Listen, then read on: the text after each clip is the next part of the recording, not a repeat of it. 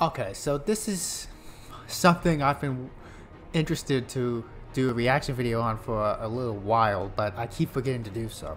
There's like a fan fiction book or something, which is Gotham 1999 to 1939, which I think is the Great Depression era, I think. This is like a book by Giant Panda King. And I looked at the intro for this video before they got start working, that he got the book and he's gonna do a documentary style of this. This is one I've been interested to check out. Not sure if I'll do a reaction on this entire series, but I'm gonna do a reaction on the first one. Or at least I think it's the first one. There's a playlist, thankfully. And it looks like we got the Joker, and he is a very weird looking Joker, I might add. Yeah, I don't know what that is, that thumbnail. But let's check this out. I don't do reactions on documentaries and such. I mean, documentaries are just, well, documentaries. I hardly watch documentaries. Documentaries don't interest me. They just tell stories and reenact scenes and stuff from the past. I remember watching a few shark documentaries on Shark Week back when I was a shark lover as a kid. Not that big of a shark lover anymore. Gotham 1939. Let's check this out. Gotham City, a den of villainy, a beacon of hope, and home of one of the most controversial figures in the history of the United States of America.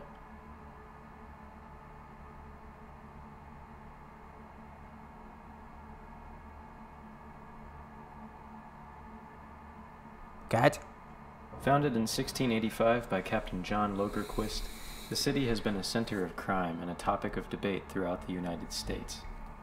Many traveled there from Europe seeking new lives and a fresh start after the War of Independence in 1776, and this sudden influx of immigrants required strong people to step up.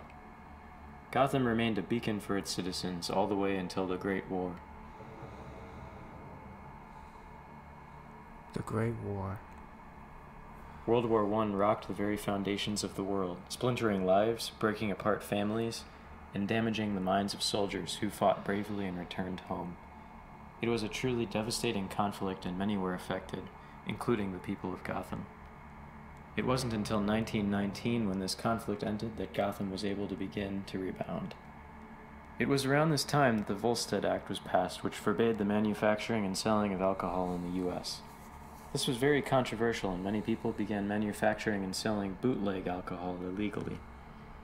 This drew the attention of the FBI under the leadership of J. Edgar Hoover. Gotham had become infested with criminal activity and numerous kingpins with a flair for the theatrical. The Penguin, otherwise known as Oswald Chesterfield Cobblepot, was a direct descendant of one of the founding fathers of Gotham, Theodore Cobblepot. His father was an alcoholic who wanted to marry into the family's wealth. When this didn't work out, he left, but not before having a child with the young Esther Cobblepot. Oswald was bullied as a child, but soon turned the tables on his tormentors, acquiring allies and muscle to help him take over the streets. As he grew into adulthood, so did his criminal empire. Soon he ran about half of Gotham as its criminal kingpin. Penguin wasn't the first criminal kingpin Gotham had seen, nor would he be the last. A long-standing name in the city's... The Penguin doesn't look disfigured at all. He looks like a very old man with authority. A British old man with authority. His underworld was that of the Falcone family. Not monstrous or anything. Falcone was the head of this notorious family, drawing inspiration from the crime families of New York and Chicago. Yeah. For many years, the Falcones were the seat of power in Gotham, but their influence began to fade as new players entered the arena. The golden years of the Falcone crime family had come to an end, brought on by the mysterious Batman. The Batman, a hero, a vigilante, and a figure of huge controversy.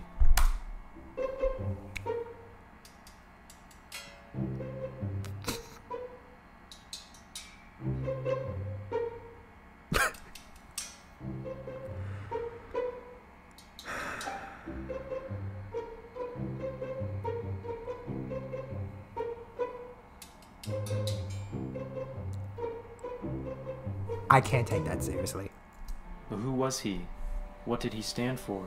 Was his war on crime good for Gotham, or did it hinder actual good from being accomplished? While we still do not know who he was, we have one suspect who stood out above all the rest. His name is Bruce Wayne.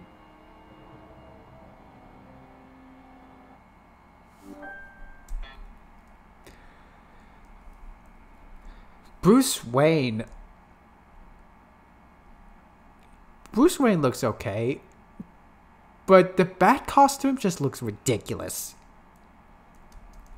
Bruce Wayne was the descendant of Alan Wayne, one of the most prominent founding fathers of Gotham. As a child, he witnessed the gruesome murder of his parents, Thomas and Martha Wayne. Just like that, the happiness and innocence of childhood were snuffed out in the young boy. It is still undetermined whether their deaths were the result of a hit put out on them, or just random chance. Whatever the case, this traumatic experience changed Bruce forever. Gone was the little boy of a playful child.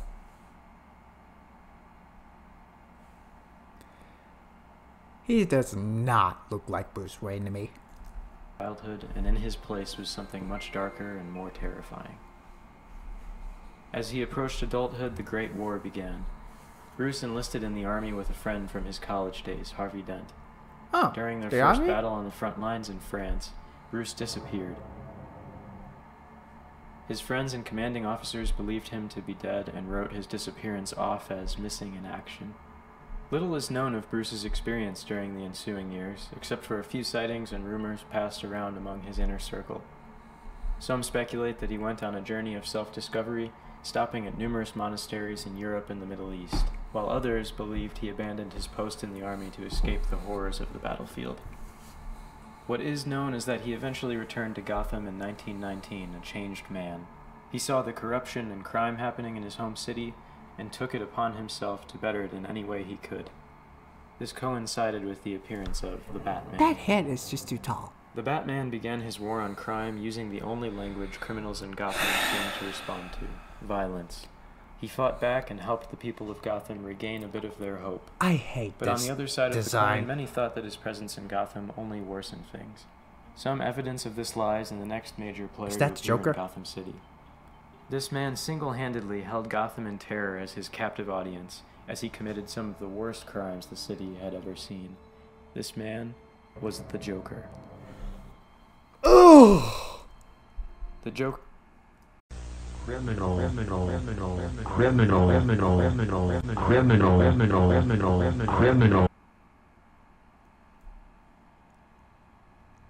Okay, that is a bit freaky.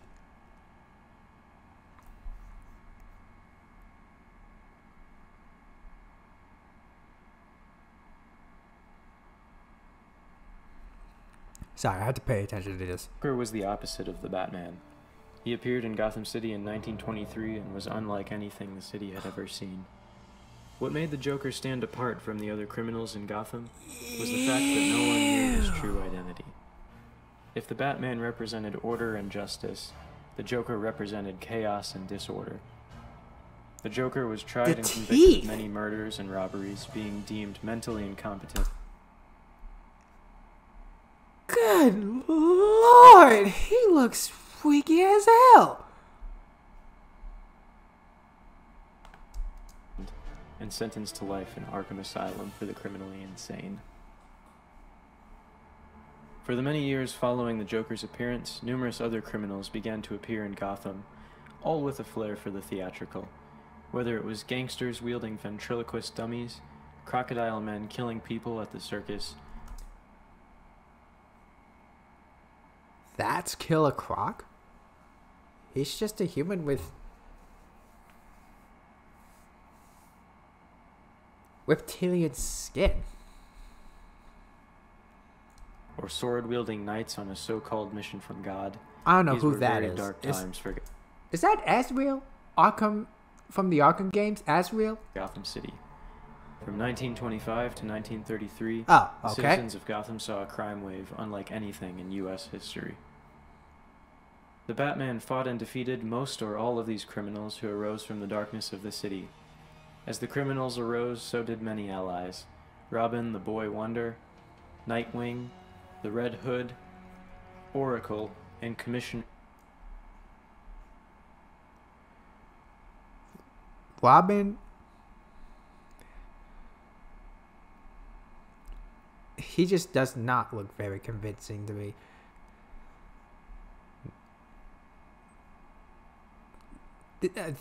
Then again, nobody does. Oracle. I can actually buy this. I mean, Oracle, look, she does look like someone out of the time period. James Gordon, just to name a few. The Batman's network grew as his vigilante career did, and they overcame many threats together. But one threat loomed the largest of all. What? A threat so wrapped in mystery that it leaves most officials and historians still baffled about what really happened. What? All of this took place during the Shadow War of Gotham City. Shadow War? There were many warning signs that this war was coming, but not many heeded them. It was a well-known fact that Gotham City had been seeded with corruption since the Great War, but nobody knew to what extent until it was too late. What is A it? mysterious group known only by a few as the League of Assassins had infiltrated almost every layer of Gotham's infrastructure. Their goal? To cleanse the world of crime and corruption. Their leader, Ra's al Ghul, was at odds with the Batman. It is speculated that the Batman had trained with this mysterious cult in the past, and that Ra's and the Batman had fallen out. The citizens of Gotham could only hide and watch as numerous rooftop battles ensued between the League of Assassins really like and this. the Batman's allies. They even watched in horror and amazement as the Batman aligned himself with his former foes, such as the Catwoman. By the end of it all, there were countless deaths on both sides of the Shadow War. The police had been unable to maintain the peace, and many civilians rose up in outrage, calling for the outlawing of masked vigilantes. The government heard their cries and sent the National Guard to regain control of Gotham City. From 1937 to 1939, the last city years. saw relative peace, at least for a little while. The Batman gained new allies in the years following the Shadow War, as well as many new enemies. From the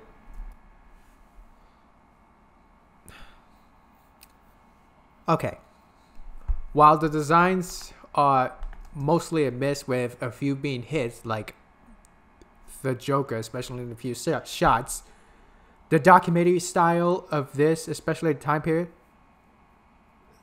this is good, okay? of the island prison Peña Bane. Doro rose one of Batman's most formidable enemies, Bane. Bane was a victim of the horrific and inhumane experiments conducted on the prison island. He had been imprisoned as a result. I'm not bored with this. I'm sorry for yawning. I'm probably tired, but I really like this. Of his father's crime and grew up surrounded by cruelty from his fellow inmates as well as the prison guards. When he was subjected to experiments with a drug nicknamed Venom due to its potentially lethal nature, Bane didn't die. Instead, it transformed him into a murderous, raging monster. He killed those responsible for the experiments and broke out of Peña Doro, turning his sights to Gotham City and the notorious Batman. The meeting of these two titans resulted in Bane's defeat, but also in the Batman's back being broken. The original Batman disappeared and was replaced by a new, more brutal Batman. Oh, This one resembled a knight. I don't remember the original comic, but I've much other than Bane broke the bat, although I did heard that Asriel took over for a little while. And dispensed lethal justice This as is the he same saw thing, fit, but in murdering any criminals who got in his 1939. way. His reign of terror left the infrastructure of Gotham fractured, and its citizens living in fear. Oh, Bruce is The only not one happy who would be about able this. to stop this new Batman was the original. No one knows where the original Batman had gone, but once the murdering of criminals began, he returned to rise to the challenge. He donned a new mask resembling more closely the face of a bat, and engaged in battle with the new Batman. The original Batman emerged victorious, but soon after he vanished completely from the public eye. Many attribute the disappearance of the Batman to the ever-present threat of World War II drawing closer. while others believe he merely had enough of the toils of fighting crime in Gotham City. Where did the Batman go? Would this be the last Gotham City would see of him? After his recent reappearance and victory against the mutant gang threat, it is evident that Gotham was not left defenseless. In the wake of the Batman's second disappearance, we recently received exclusive information that the answer lies with Bruce Wayne. With his recent passing, we now know that Bruce Wayne was indeed the Batman.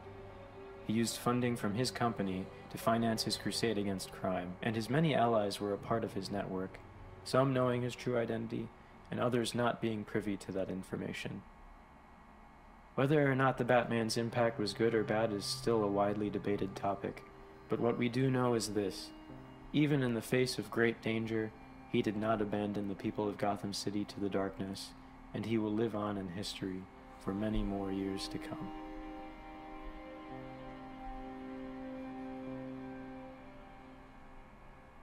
This is the end. What was I gonna say? I love my wife. Thank you guys so much for joining me. If you would like to see comics Panda King, go check it out. If you feel like buying it, go buy it. It's on giantpandaking.com.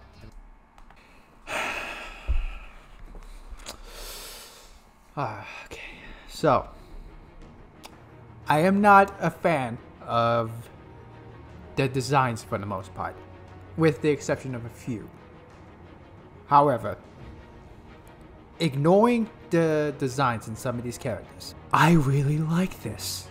The documentary style on Gotham back in the Great Depression era, I think, 1919 to 39.